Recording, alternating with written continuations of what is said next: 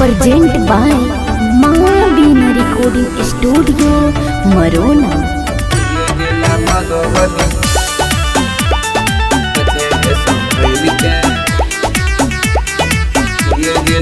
Music by विकास राज सीतामढ़ी। घर गोली चलतू तोरा करे जगे तोरा करे जगे तोरा करे जगे घर गोली चलतू तोरा करे जगे ये जिला मधुबनी नचे तू संभल के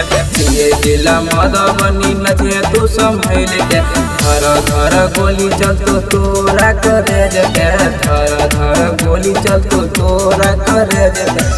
ये जिला मधुबनी नचे तू संभल के ये जिला मधुबनी नचे तू संभल के ये जिला मधुबनी नचे तू संभल के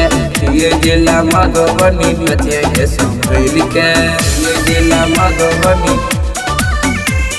नचे के संभल के माँ बीना रिकॉर्डिंग स्टूडियो मरोना।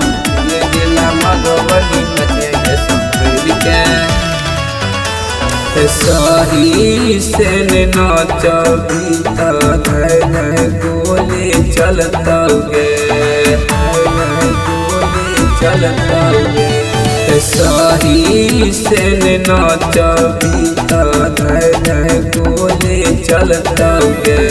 घर गोली चलतो तोरा करे जगे घर गोली चलतो तोरा करे जगे ये जिला मधुबनी नचे तू संभल के ये जिला मधुबनी नचे तू संभल के ये जिला मधुबनी नचे तू संभल के ये जिला मधुबनी नचे के संभल के ये जिला मधुबनी नचे के संभल के म्यूजिक बाय विकास राज। ये जिला मधुबनी नचे के संभल के सिया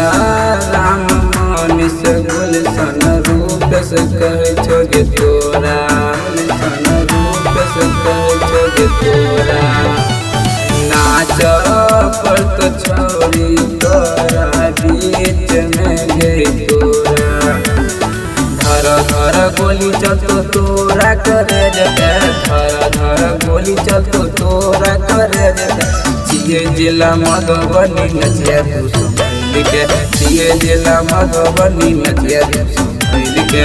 ये जिला मधुबनी नचे तू संभल के ये जिला मधुबनी नचे के संभल के प्रेजेंट बाय माँ बीना रिकॉर्डिंग स्टूडियो मरोना।